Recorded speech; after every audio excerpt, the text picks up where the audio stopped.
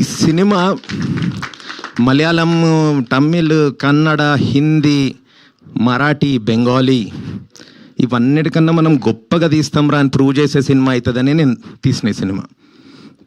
Because it has a beauty of reality and commerciality. ఎక్కడ ప్రీచిగా లేకుండా emotions. నేను హీరోకి సిగరెట్ తాగడం పెట్టిన. ఎందుకు అంటే సిగరెట్ తాగితే తర్వాత ఈవెన్చువలీ ఒక మనిషి ఏమైపోతాడు, వాడి బాడీ ఏమైపోతుంది.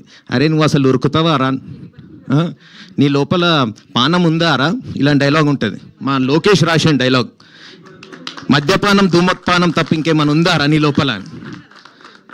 ఇలాంటి సినిమా, అసలు ఇలాంటి సినిమా నా సినిమా అని చెప్పుకోవడానికి నేను గర్వపడుతున్నా. తెలుగులో గత 10 ఏళ్లలో రాలేదు, ఇంకా నెక్స్ట్ 10 yearsలో కూడా రాదు ఇలాంటి సినిమా.